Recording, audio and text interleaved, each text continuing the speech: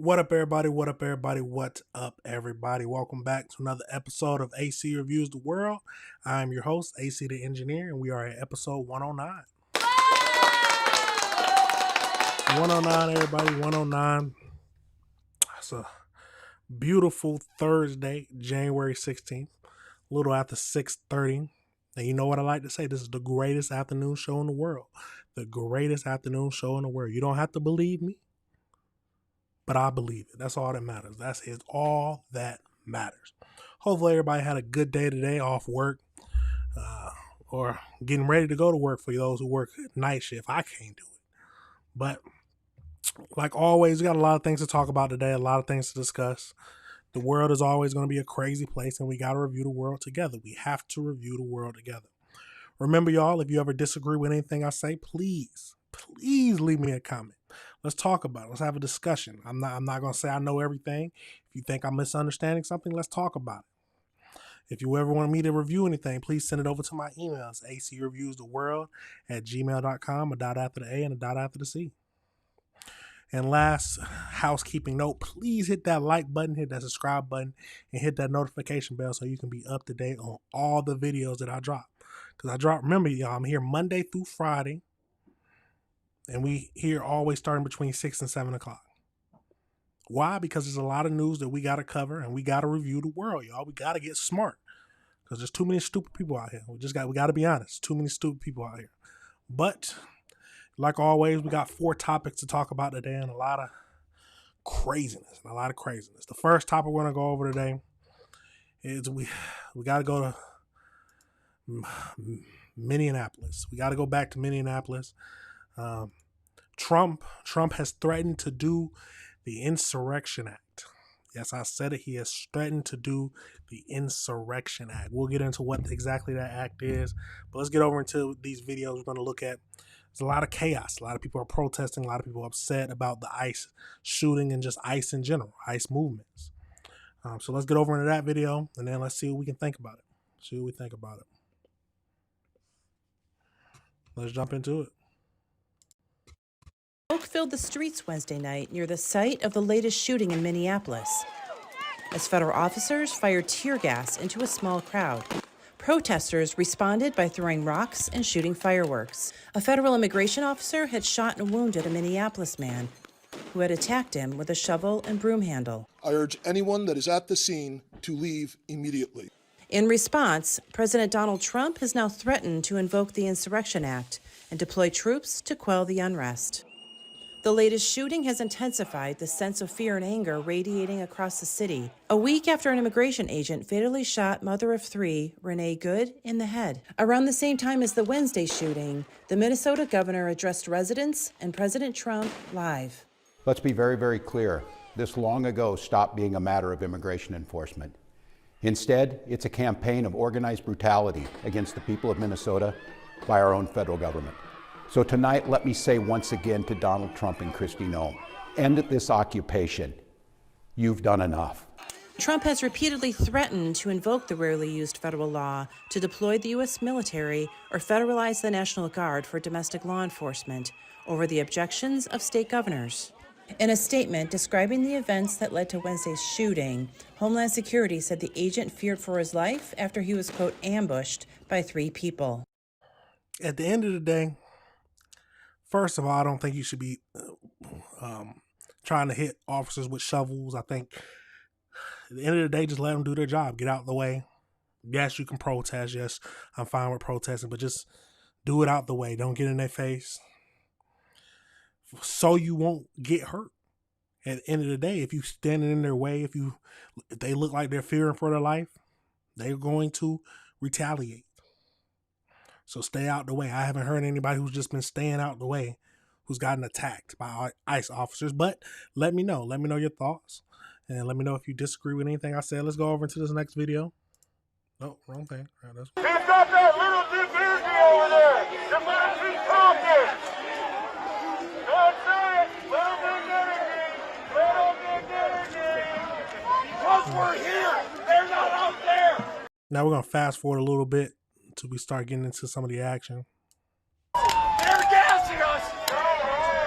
Oh shit, they got the pop a few rounds.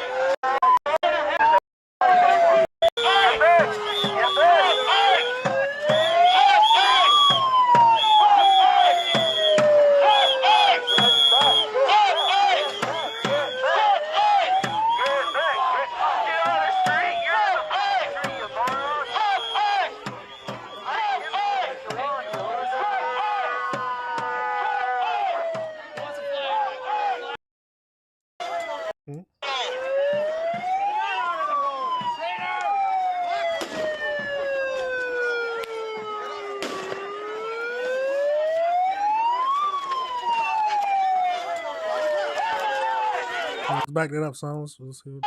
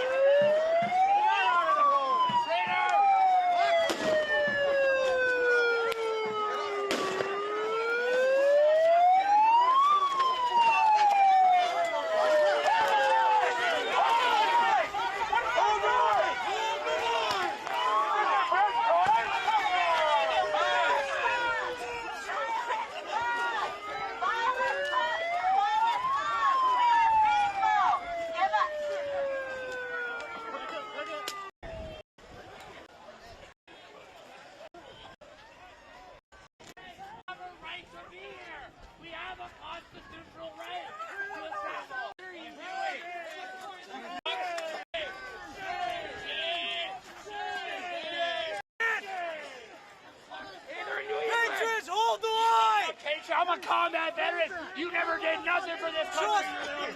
Dead. Or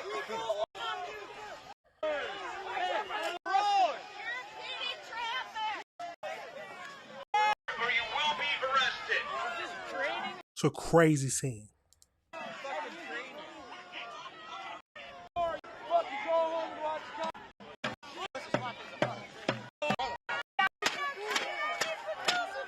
We got the gist of this, but this is what is happening in Minneapolis right now. This is what is happening just all around. Everybody's protesting. So let's get over into this. What exactly is the Insurrection Act? So the Insurrection Act of 1807 is a United States federal law that empowers the president to deploy the U.S. military, active duty, and federalized National Guard within the country to supervise civil disorder, insurrection, or rebellion. And then on January 15th, so today, President Trump threatened to invoke the Insurrection Act to quell the ongoing protests in Minneapolis, Minnesota. The trigger, the significance, where is that? So the significant unrest followed two shootings involving federal agents. The fatal shooting of 37-year-old Miss Good, and then wounding another man during a traffic stop. So Trump warned he would institute the Insurrection Act if state officials did not stop the alligators from attacking federal agents. State Governor Tim Walz has urged peaceful protests while calling for the federal government to end what he described as a campaign of retribution. The key provisions and the power, so this key stuff. So with the state's request, a governor or a legislator can request federal help to control unrest. Unilateral action. So the president may act without states' consent if the federal laws are being obstructed or if the state fails to protect the citizens' constitutional rights. The law is vague in terms of insurrection or rebellion without defining them, giving the president a wide latitude. Before using force, the president must issue a proclamation to disperse, ordering insurgents to retire peacefully within a specific time frame. So he has to do that before he can actually do it. So the history of times has been used: 1992, the Los Angeles riots, 1950s to the 60s, the Civil War, and then 1807. Thomas Jefferson signed the original act into law. So it hasn't been used often at all, but he is threatening to use it. Now, what are your thoughts on this whole situation? Do you think it is civil unrest? Do you think people are just out there fighting? All the majority of people are out there fighting against ICE agents, or are they just doing their own for peaceful protesting? We just got some few bad actors. Let me know your thoughts on that whole situation, y'all. Let me know if you disagree with anything I said. It's a crazy situation. First thing first, we need to make sure I think everybody is fine with peaceful protesting. But once you start impeding the ICE officers, and once you start getting yourself in the way and possibly getting hurt, and putting yourself in a line of danger, especially when you threaten a police officer, it goes from protest to criminal charges.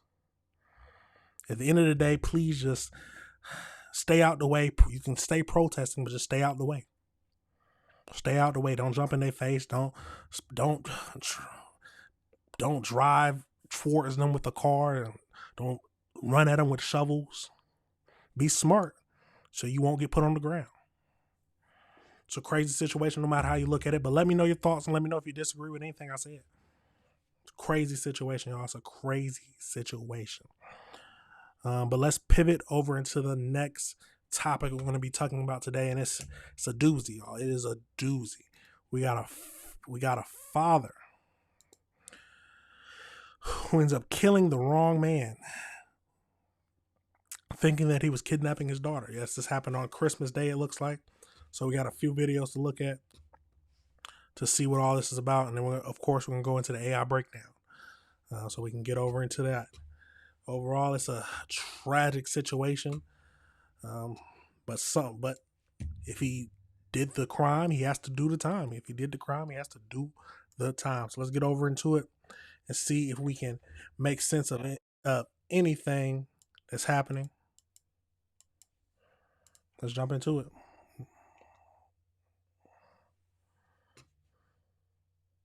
An innocent man shot and killed after a father allegedly mistakes him for his daughter's kidnapper.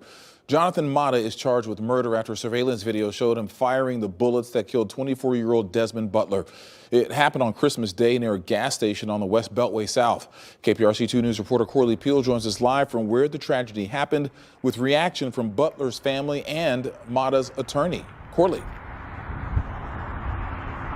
Keith, Desmond Butler's family is devastated. They all live in Georgia, and they say Butler has been living here in Houston the past couple of years, pursuing a career with Amazon. They say all of that changed after he was shot and killed at this gas station by a man who thought he was someone else. Desmond Butler, known to his family as a leader and respectful. He was resilient, and he lived life with no regrets. His sister, Destiny Butler, told me over the phone that their family got the devastating news about her baby brother's death on Christmas Day. We were all asleep, and we got the call in the middle of the night, and we were devastated. Like, we couldn't believe it. Records showed this was a case of mistaken identity. Surveillance captures the moment police say Jonathan Mata shot at Butler's car at this gas station. In the video, you see Mata's wife approaching Butler's car. She runs after him as he drives away. Mata seen walking as Butler turns out of the gas station.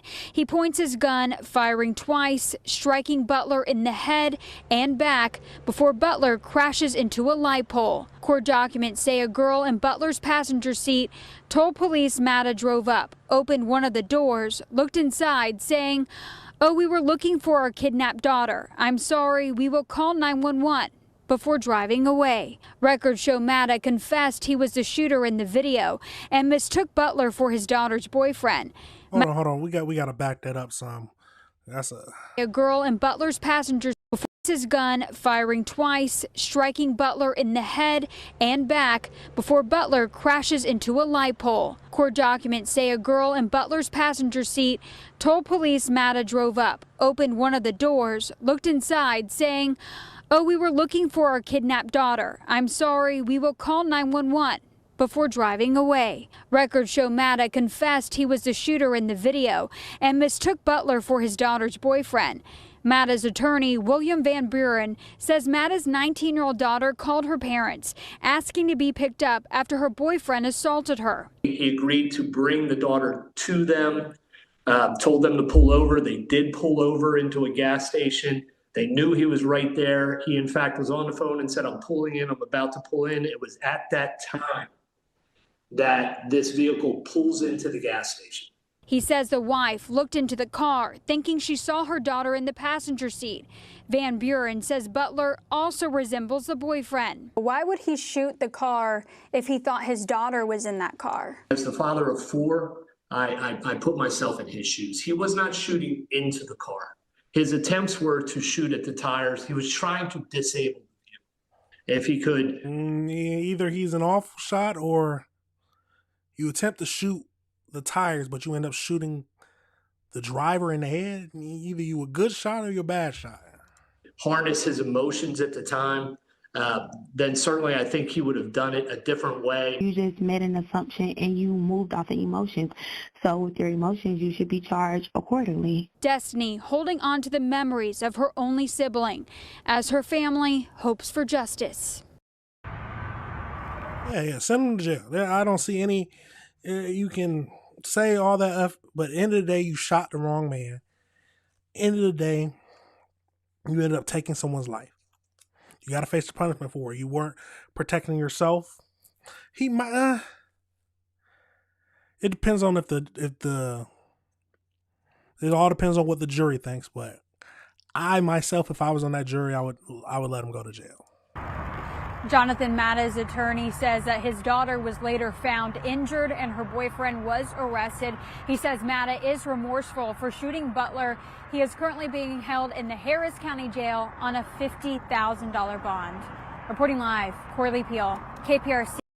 That's a crazy situation. Let's go over to this next video, see if they give us any more details and then overall it's crazy. Also new tonight, a man is out on bond on a murder charge in the shooting death of a So he is out on bond. 25-year-old man on Christmas Day. And tonight we are learning this was a case of mistaken identity. We showed the video last week as police were trying to find the gunman who opened fire at a gas station right there off the Beltway near Bel Air Boulevard. Maria Aguilera joins us now with how the victim's family is reacting to this tragedy. Maria. Yeah, Len and Mia, as you can imagine, the family is devastated. Now, newly filed court documents give insight into what happened moments after the shooting and how police say the suspect claims he mistakenly thought his daughter was being kidnapped.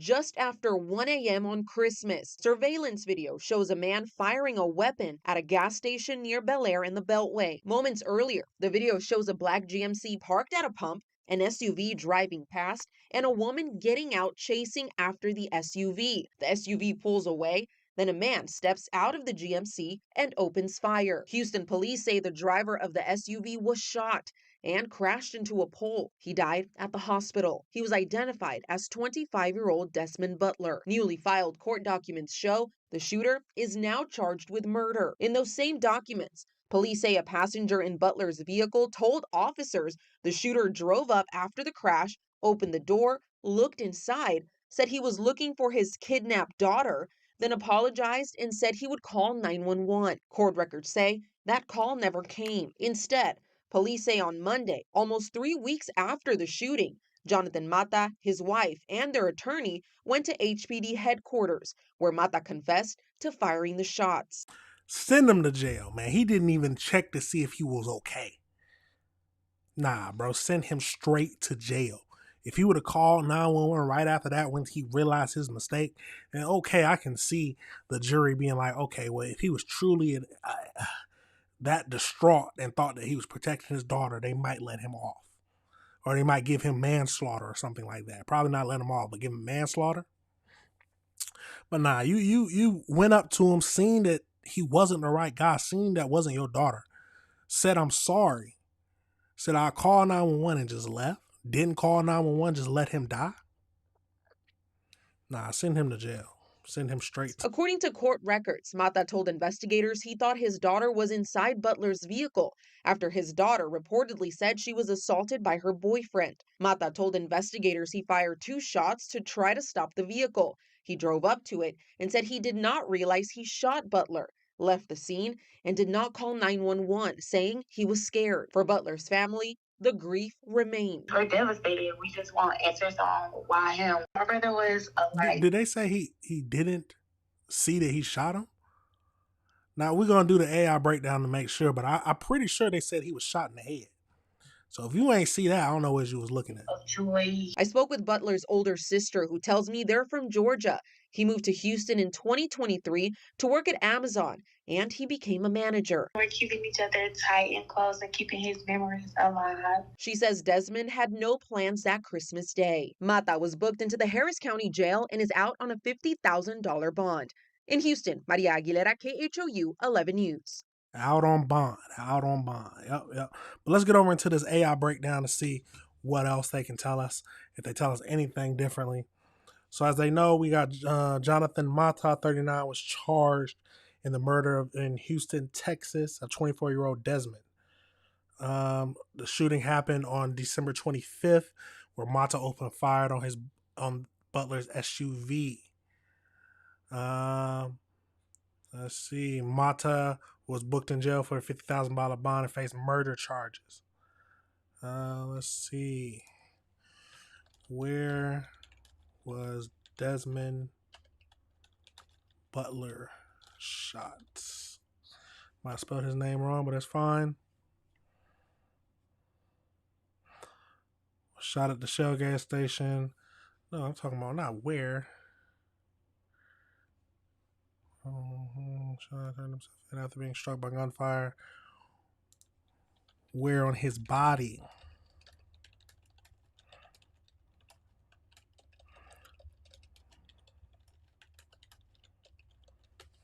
Let's see where on his body he was shot. That's the question we want to ask. Desmond was struck with 2 bullets, one in the head. Yeah, send him to jail.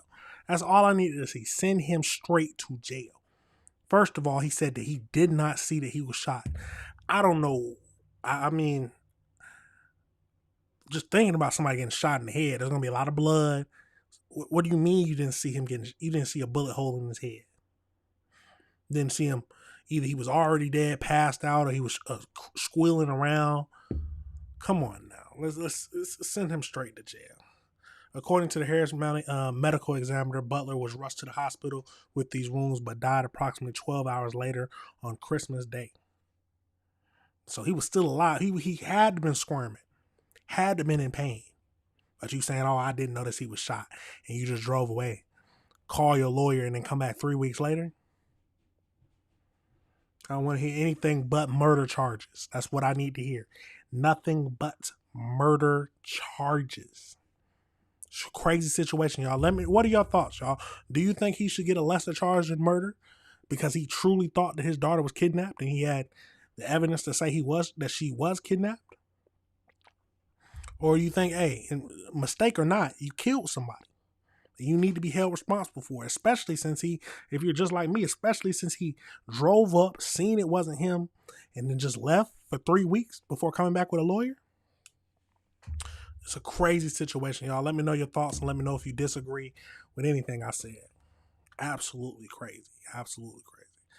But we're going to pivot over into the next topic for tonight. And it's more father stuff. What's wrong with fathers? What's wrong with the father nowadays? But let's get over into this. We got kids found in the storage locker and the father arrested.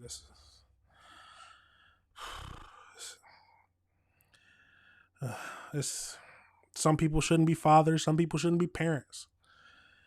It can be an awful world. It can truly be an awful world. So let's get over into this and see what we can learn from this whole situation. They also have video from the police discovering the children in the storage locker. So that's going to be what we're going to be looking at. And then just him in court. It's a crazy situation. For the first time, we're seeing video of that moment, Milwaukee police discovered 6 children locked inside a storage unit. The video shown to jurors today during the trial for the children's father, Charles Dupreece. 12 News' Hannah Hilliard is live at the Milwaukee County Courthouse. Hannah, Dupreece is charged with several counts of child neglect. Right, Rhea and Blake, it was back in September up on 27th and Silver Spring. A witness called 911 having heard a baby crying in a locked storage unit. The body camera footage shown to the jury here at the courthouse earlier today picks up as that patrol officer arrives on scene. The woman we see in here, was that the 911 caller? Yes. It was the middle of a September night. Police called to this storage facility for a baby heard crying inside one of the locked units. The jury seeing this footage Tuesday alongside defendant Charles Duprice, the man on trial accused of neglecting his children after police were able to bust into the unit. Milwaukee police were coming in.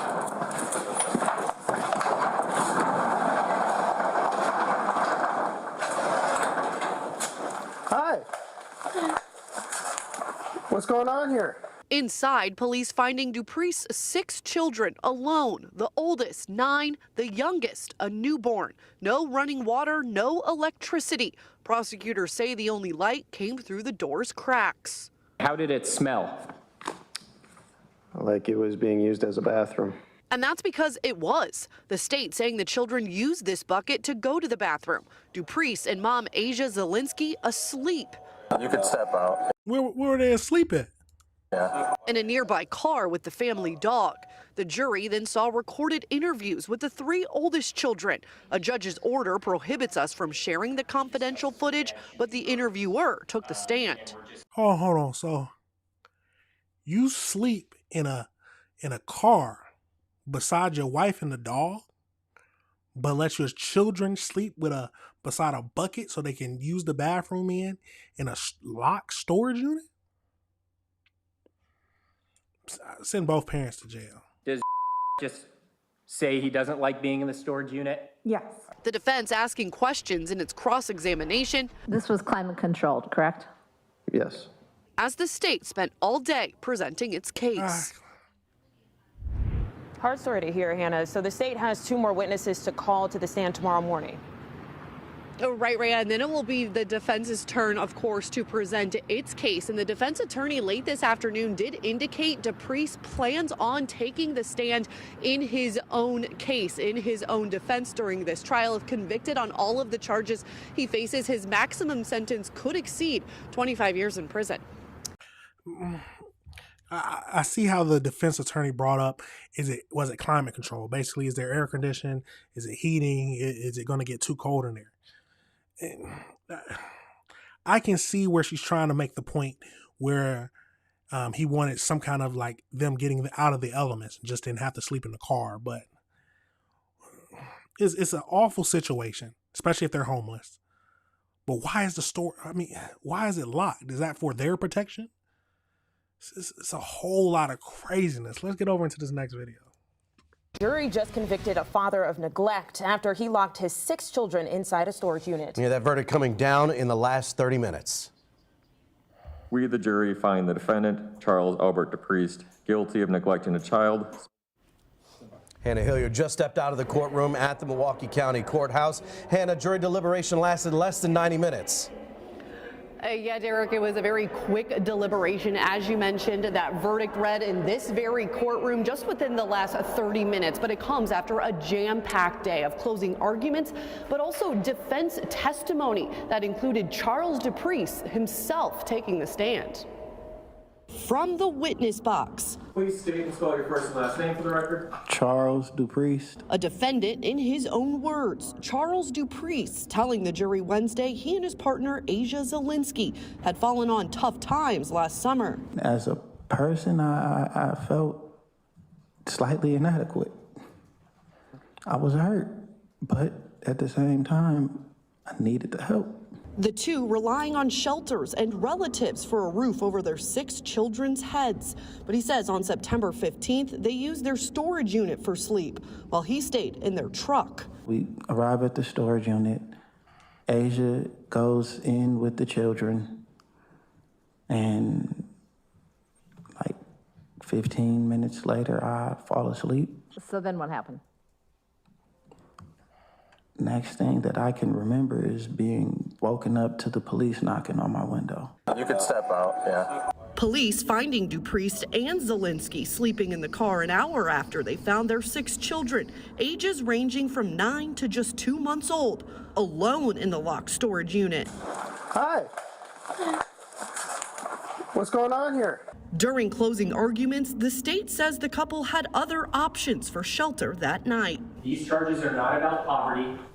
They are about responsibility. And the evidence shows that these children did not have to be locked inside that storage unit that night. And Hannah's back with us live from the Milwaukee County Courthouse. Throughout the trial, Hannah, prosecutors really hammered the conditions inside that storage unit. Right, Derek, the state saying that the children used a bucket for the bathroom in that storage unit, and the only light that was available in the unit came through the cracks of the garage door. Now, both the prosecution and the defense, they declined to comment after the verdict was read here late tonight, but we do know that DePriest will remain in custody as he now awaits sentencing, which is set for April. Anna Hill. It's an awful situation, no matter how you look at it. Poverty stricken on hard times, have 6 kids. 6 kids. First thing I want to say, please, maybe let's don't have more. I mean, maybe it's, I don't know, man. I want to say don't have more kids than you are financially able to take care of. But anybody, they might have given them the benefit of the doubt. They could have taken care of their 6 kids before falling on hard times, giving them the benefit of the doubt. But they definitely could have done it better. If push comes to luck, why are they sleeping when they're alone? Should they have found better options? Yes. Yes, we can all admit they should have found better options. But I think they wouldn't have been in trouble, and they would have. He might have, I don't know if he would have gotten hit for child neglect or not, but if they were sleeping in there with the children, that would have looked a lot better, and he could have at least had a better fight on the jury. It's like a better look to the jury if he was sleeping in there with the kids when they came in there. But he's outside in the car with the girl and the dog, with the wife and the dog, or mother and the dog. It's a crazy situation no matter how you look at it. But let's go over into the AI breakdown, see if we missed anything. It's a terrible situation no matter how you look at it. It's a terrible situation. So let's get over into this. So as we know, on January 14th, the jury found 33-year-old Charles guilty on multiple counts related to locking his 6 children inside of a storage unit. He was found guilty on 8 counts of child neglect, 5 felonies, and 3 misdemeanors. 1 felony count of possession of a firearm, a felon in a possession of a firearm. So he was, golly, man, he just doing everything wrong. In September 2025, that's when the police found them. The ages of the children ranging from 2 months to 9 years. If anything, why is the 2-month-old baby not with you? Or why you need to be in there, especially if you was, I don't know, man, this is a crazy situation. And they also used a bucket to pre-testify that he was experiencing homelessness and was trying to protect his children from the elements by having them sleep in a climate control unit while he and the children's mother slept in a nearby truck. Why didn't you sleep in the unit with them? I don't want to hear you sleep. Why? It's stupid. The state argued that the couple had received government assistance and had alternative housing offers, such as staying with relatives or in a shelters, but chose to neglect the children's safety. I think if they would have, I don't know, if they would have stayed in the storage unit with them, they could have got rid of the whole neglect their safety because they're with them. But you would have had, it would at least look better to the jury. That's my whole thing. So the sentencing. So on April 9th, he will be sentenced, April 9th, 2026, and he faces a maximum possible sentence of 25 years in prison. And then the mother, she took a plea deal early, January 2026, pleading guilty to 2 misdemeanor counts of child neglect in exchange for a dismissal of 4 felony charges. His sentencing is set for March. Why? I want to know why. Is it just because she's the mother that they decided to give her a plea deal? And they wanted to do him because he was the main one. Maybe he was the owner of the storage unit and it was his idea. Overall, this is a crazy situation, y'all. Let me know your thoughts. How do you feel about it? Would you have felt better if he would have slept, if him and his mother, or the mother of the children, I'm assuming the wife, is his wife? They didn't mention his wife, but him and the mother of the children slept in the storage unit with the children. Would have made it look better? Or no matter what, they needed to be held. I mean, of course, I think something needed to be done. So you full charges with them or punish them in some way. Maybe, I don't know. This is a crazy situation, y'all. Let me know your thoughts and let me know if you disagree with anything I said. Absolutely crazy situation. Let's pivot over into the last topic we're going to be discussing today. And it's if for all the boxing fans out there, I don't know if y'all saw it, but we got Gervonta Davis.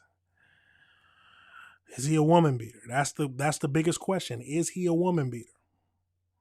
So we got a few videos to look at, and then of course we'll go to the AI breakdown to see what we can make of this whole situation. But he has been facing charges of domestic abuse. So let's get over into it and see what we can make of this whole situation. At the end of the day, the real question is he a woman beater? That's the question. Is he a woman beater? Let's get into it. Turning now to an alarming arrest. Boxer Gervonta Davis is now in trouble with the law once again. Authorities issuing a warrant for his arrest today. And the well-known boxer is facing domestic violence charges involving a former girlfriend. And Local 10's Roy Ramos live in Miami Gardens with more on what we know so far. Roy? Calvin and Nicole, investigators say that the victim tells them she was not involved in a relationship with Davis at the time that this all allegedly happened, but did show up to the Miami Gardens Police Department with injuries after she claims that Davis abused her. An arrest warrant has been issued for Gervonta Bryant Davis. Professional boxer Gervonta "Tank" Davis once again finding himself on the wrong side of the law and once again on charges that stem from an alleged domestic violence incident. Battery, false imprisonment, and attempted kidnapping. Miami Gardens police said it was October 29th. A woman claiming to be involved in an intimate relationship with Davis since 2022 arrived at the police department with her lawyer alleging Davis physically abused her. The victim reported sustaining minor injuries, including visible bruising to her left arm at the time the report was made, and she sought medical attention. Investigators said just days prior, surveillance video shows Davis arrived to a gentleman's club where the victim was working. The victim reported that Mr. Davis grabbed her by her back of her head, pulling her by her hair with one hand and by her throat with the other. The victim only able to get away after he released her. Turns out this is not Davis's first run-in with the law involving domestic violence. In 2020, he was seen grabbing his then-girlfriend by the throat at a celebrity basketball game. In 2022, I was there as he bonded out of the Broward County Jail after being arrested for allegedly hitting an ex-girlfriend in the face. But most recently, in July of 2025, we were there as he bonded out of a Miami-Dade County jail after allegedly striking the mother of his child in the back of the head. Now it's U.S. Marshals Fugitive Task Force assisting the Miami Gardens Police Department as they work to arrest Davis on new charges. I hate to say it, because I didn't know much about that, but sounds like he got a problem. Sounds like he likes to get violent with the women he's with. I mean, when does... Let's keep going. And at last check, Davis still has not been arrested. He is still not in custody. That said, I have reached out to the attorney representing him to find out if they are aware of this arrest warrant and if he will turn himself in. As soon as we get more details on that, we'll be sure to let you know. It's a crazy situation. Let's get over into this next video and see what else we can find out. And right now at noon, police have issued a warrant for professional boxer WBA lightweight champion Gervonta Davis. He is facing charges again, all in connection with an alleged domestic violence incident. Local 10 Syra on. We're live in Miami Gardens. She has the details on the incident that allegedly turned violent. Syra.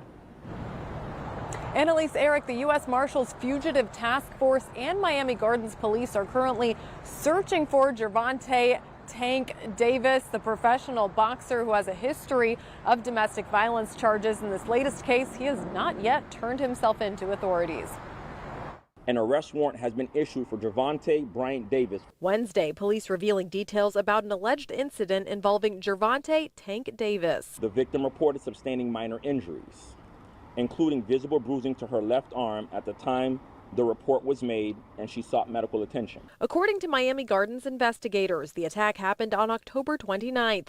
The victim in the case, a woman claiming to have been in an intimate relationship with the boxer since 2022. She and her lawyer came to the department to report Davis's alleged physical abuse. Video evidence shows Davis days prior arriving to a gentleman's club where the victim was working. The victim reported that Mr. Davis grabbed her by her back of her head, pulling her by her hair with one hand and by her throat with the other. The victim saying she was only able to get away after Davis released her. He's now criminally charged. Battery, false imprisonment, and attempted kidnapping. The boxer has faced domestic violence-related charges in the past. Back in 2020, he was seen grabbing his then-girlfriend by We got the gist of this. Let's. First tonight, the video you will. Wrong thing. We'll get into that another day. But this is a crazy situation, no matter how you look at it. Let's get over into just a little more of his charges and see what else we can find out from the AI breakdown. Let's get into it. So, like they said, an arrest warrant has been issued for Gervonta Davis. Charges including battery and false imprisonment and attempted kidnapping. So, it happened on October 27th at a gentleman's club. The victim, according to police, and a civil lawsuit filed by the alleged victim. So civil, okay. Davis is accused of grabbing her by the back of the head and the throat and then dragging her through the club towards the parking garage. She was reportedly able to escape when he released her. When he released his hold to retrieve his vehicle. They said they got surveillance footage corroborating that he was there. Civil lawsuit. So a separate civil lawsuit related to the incident was filed in late 2025, accusing Davis of battery, aggravated battery, false imprisonment, and kidnapping seeking damages. So I was wondering, because a lot of times people will go for a civil lawsuit and not a criminal lawsuit. So it looks like they filed both, a civil and a criminal, which makes me feel a little bit more makes me feel better about it, because it always seems a little weird to me when they only want monetary compensation instead of them getting a jail sentence or some kind of charges. At least that's my issue, but they might think they ain't got enough to get them criminally charged, but can get them civilly. I don't know, but overall, it's a crazy situation. But like they said, this is not the first legal issue related to domestic violence. He has a history of this. It's a crazy situation, no matter how you look at it. With prior incidents too, safe to say that he gets violent with all of his partners or anyone he gets mad at, which is absolutely crazy for him being I think he's a lightweight champion, lightweight title champion. Crazy, absolutely crazy situation, y'all. But let me know your thoughts on that situation. Let me know how you feel about it. You think it's a shake time? You think he was really out here hurting women? But I mean, you got the evidence from prior, and you got the evidence what is happening now. It's a crazy situation, no matter how you look at it. At the end of the day, keep your hands to yourself. Keep your hands to yourself, men, especially men with money. Don't be out here getting caught with these girls like that. They already doing this. At the end of the day, everybody needs to keep their hands to themselves. Women don't hit men. Men don't hit women. It's as simple as that. That's how I feel. But let me know your thoughts. Let me know if you disagree with anything I said. Absolutely crazy situation, y'all. But that is it for today's show. 4 topics, like always, where we have to go over and review the world together. Make sure you drink your water. 4 topics. Crazy stuff. The world is a crazy place. But we got to keep our head on a swivel, and we got to review our world together. We have to review the world together. Like I always say, let me know your thoughts and let me know if you disagree with anything I said on this video. I don't know everything, so if I'm missing something, please talk about it. Let's have a discussion. Look after your family, y'all, because it's a crazy place. It's a crazy place, and the world is only getting crazier and crazier by the day. Demons walk among us, but thank y'all all for watching. Thank you for watching now. Thank you for watching later. We need to come together, and we got to review all this stuff together, y'all. Remember, y'all, hit that like button, hit that subscribe button, and hit that notification bell so you can be up to date on all the videos. Remember, these videos will be broken down so you can find the one you want. Please go in and watch them. If you have any videos you want me to watch, please send it over to my email. It's acreviewstheworld@gmail.com, a dot after the A and a dot after the C. But that's it for now, y'all. Y'all already know I got to play the outro. And I will see y'all tomorrow for the last show of the week. Peace.